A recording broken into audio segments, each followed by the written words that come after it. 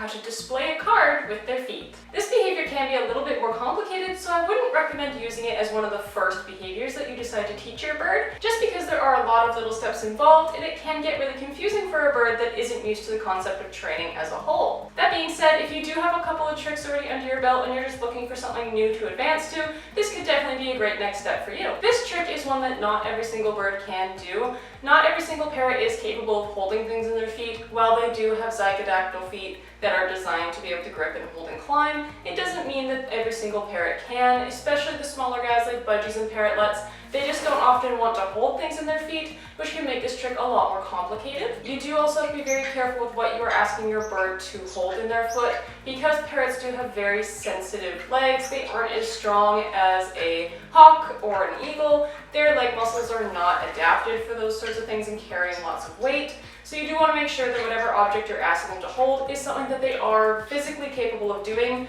without a lot of excess stress doing so. For this trick, I did decide to use a piece of paper. You do not have to use a piece of paper. You could use any object or any prop that you have laying around that you want your bird to hold in their feet. I just used the piece of paper because I know it's light and it's going to be something that is easier for him to hold.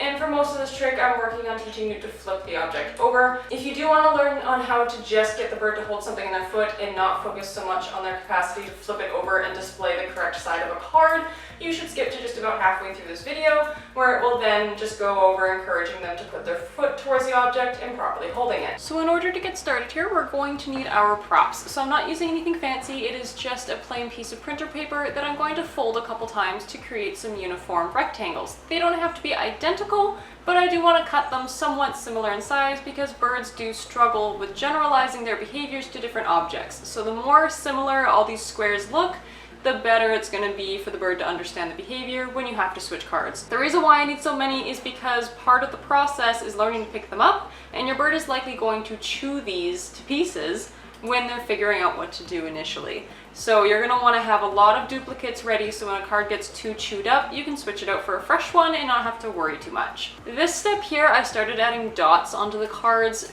Honestly, just ignore this part. I ended up changing the way I decided to train this behavior, so I didn't use this much at all. The point of it, however, and the reason why I left it in the video, is because it can be helpful if you have a bird that doesn't engage with things initially when you present them something new. The dot can be a way to teach them to target their beak to a specific area. So you could teach the bird to target their beak towards the dot and then gradually work up to picking the card up that way. But I ended up just changing the way I wanted to do it and didn't use it at all. But if you do have a bird that doesn't like picking things up or they're unfamiliar with it, I would definitely go ahead and use the dots and teach them to interact with the dot. Just because it's such a stark difference and it's kind of an impurity on a surface, a bird is much more likely to go and investigate. So that's why I had the dots there, even though I didn't end up really needing them. So the first step of training is teaching the bird to interact with the card. So I put a little pile of seeds, flopped my card down on top, and then I just reinforced Newt pecking around the card. Any sort of engagement was good.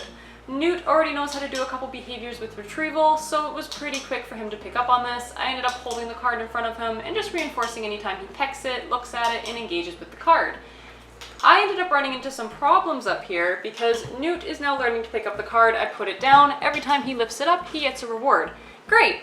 Newt knows how to play fetch, and unfortunately he thought that this meant, oh, I pick up this object, I know what to do with it, I'm gonna play fetch. So this first little part of training here of just teaching the animal to interact with the object gives you an opportunity to troubleshoot problems that are going to arise. If you have a bird that sits there and starts chewing on the card, take this time to teach the bird that not chewing on it earns them rewards, whereas chewing on them earns nothing at all. So you want the bird to start to figure out what not to do with the card to start, because otherwise these problems can start arising later. Newt didn't end up chewing on the cards too harshly, so I just needed to focus on teaching him not to try and fetch this card and chucking it off the edge of the table. He thought this was hilarious and fun, so it took a little bit to teach him that it was more reinforcing not to throw the card off the table. So all I did for this was every time he threw it off the table, he got nothing in return. I put the card back on the table. Anytime he did anything else with this card, he earned a reinforcer, as long as it stayed on the table. If he flung it across the table, if he flipped it upside down, if he played with it in his foot, if he placed it back down, as long as it didn't fall off the table, he was going to earn a reward. And gradually, as you can see here, it gets less and less tempting for him to want to throw it off the edge of the table because it's not earning him anything anymore. He still has a couple moments where he decides to try and do it, but he does gradually figure out that throwing it off the edge of the table is not the point of the game, and we were able to troubleshoot that problem. So once you've troubleshooted your issues and you're not going to run into any of these problems in the future, you can start moving on to actually teaching the bird what to do with this card. So the first thing is going to be flipping it upside down. Because the whole previous step we were teaching them to pick it up and things not to do with it, they already know to pick up this card and that this trick is going to have something to do with lifting it off the table. So we're just going to reinforce what they do with it. A bird is naturally going to pick it up and investigate the object. They're going to flip it around a little bit in their feet or in their beak, try to explore it. We can use this to naturally reinforce whatever behavior they're presenting to us. Newt decides to put it in his foot and flip it around a couple times. So as soon as he flips it over that one time that I would need him to, he's going to earn a treat. And he starts figuring out that flipping the card has something to do with what's going on. So you can just continually reinforce this until you've got your bird narrowing it down to not just playing with the card in general, but specifically just flipping it over because that's the only thing you're reinforcing. Everything else they're presenting isn't being reinforced, and they're trying to figure out what you want. So the more things you're reinforcing, the more confusing it's going to get. So try and just reinforce one main concept, which is just flipping the card upside down once. So Newt here understands how to flip the card. He's been flipping it pretty consistently. So we're going to add on to the next step. The most important thing here is to loosen your requirements. Yes, the bird does know how to flip the card now, but they're adding a whole new concept onto this, which is using their foot. It's going to get confusing, so you need to not get frustrated when they lose all knowledge of how to flip the card in the first place. You're just going to reinforce anytime the bird lifts their foot, moves their foot towards the object, or just happens to pick it up and put it in their foot in the first place. You're only reinforcing them picking it up and putting it in the foot. You don't really care if they're flipping the card anymore. That behavior will come back once the bird figures out this new thing you want them to do. Don't worry about it too much. Take it easy, relax your requirements. You just want to reinforce the bird putting it in their foot in one way or the other. Once they're doing that really reliably, then you can start to add more requirements and put both of those behaviors together. Once the bird has figured out that picking it up and putting it in his foot is a main part of the goal, they're going to start trying new things, and one of the things they're going to default to is what you just taught them. All of that knowledge is going to come back because they're not confused anymore, they're a lot more focused, and they're going to start doing that behavior that you taught them in the first place. So now that Newt knows it has to do with his foot, he's going to start trying new things to figure out how to earn better reinforcers. I'm using two different treats here. I'm using a piece of millet when he does one thing correctly, and I'm giving him a sunflower seed when he does both things correctly. So he's still getting reinforced for trying and doing somewhat correct things, but doing both of the behaviors together is more reinforcing than just doing one of them. Gradually, he starts doing both things pretty liberally, and he will do them over and over and over again. So on top of that, the only next thing would be to be a little bit more specific with the way you want them to pick it up. I started exclusively reinforcing when Newt picked it up from the one corner and flipped it in his beak first before putting it in his foot. And then I started reinforcing when it was stable in his foot and he wasn't flailing it around.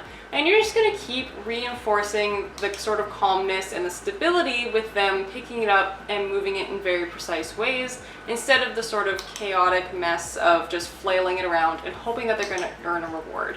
And as you can see, it starts leveling itself out. Once they know what to do, their behaviors calm right down and they're able to pinpoint exactly what you wanted from them and give you this good finished behavior of them nicely picking up a card, flipping it over in their beak, and then transferring it into their foot. Now, Newt is a conure, so he is an extremely playful bird that likes to use his feet to manipulate objects. So teaching him this went rather quickly because it was something he's naturally adept to doing. If you have a bird that doesn't usually use their feet or is just a little more hesitant to do so, this will take a little bit longer. Don't be disheartened by it. Just break it up into smaller steps and encourage any progress they make towards putting the object in their foot. Newt happens to put it in his foot right away just because that's what he naturally knows how to do, and it's what he enjoys doing as part of his regular play and exploring new things. But that doesn't mean that's going to be what your bird is going to do, so you may need to break this up into a few smaller steps, depending on how your bird takes to the training. So that is it for this tutorial. It is a really fun one to do, and you can do a lot of cute, fun little parlor tricks, like teaching your bird how to find ace, or even just having them help you with studying. I used to do that all the time with my birds, is I would put all my cue cards out and have one of them pass it to me. and then I had to go from there, and it just made the whole process a little bit more fun. So there's all sorts of cute, weird things you can do with this behavior, and like I said in the beginning, you don't have to use paper. You could use any prop you wanted to. You could teach them to hold a tiny little plastic sword, a little cocktail sword, and just have fun with it. You don't by any means have to use the props that I've used. It's just the general behavior of teaching them to pick something up and hold it in their foot that you can have a lot of fun with. So I hope you guys have as much fun training this behavior as I did. It was a lot of fun to learn, and Newt really enjoyed being able to really solve and figure out the puzzle. It can be a little bit tricky at first if you struggle with communication with your bird and figuring out exactly what you want, but the more precise that your clicker training is, and the more precise that you're rewarding things and making sure you're marking the exact moment that they're doing what you want, the easier and clearer that communication is going to be. This particular behavior is a really easy one to tell if you're good with your clicker or not, because if your timing isn't off, the bird is going to get confused and you're not going to make much progress. If your clicking is very precise and you're marking the exact moments that their feet are picking things up or they're flipping the card over and you're getting those exact moments, the bird is going to be able to figure out exactly what you want from them a lot quicker. If you're having a lot of difficulty with this behavior, take a step back and look at your clicking. What I find really helpful is to actually record a training session and then re-watch the footage. Because often what you'll find is the audio of the click actually occurring, and when the behavior you were intending to reinforce might be happening at a different time. And by looking at that, you can see where the miscommunication is occurring and why the bird is getting confused. You might find that it's actually an issue of you not clicking soon enough or you clicking a bit late. So the sound that the bird is recognizing is doing the right thing is happening a little bit before or a little bit after the behavior that you've actually intended to reinforce. So if you are struggling, I definitely recommend recording the session and just reviewing it and seeing what things you can improve on to make the communication a little bit clearer. But that's going to do it for today's video, so thank you guys so much for joining me here today. Thank you so much for watching, and I'll see you all next time. Bye!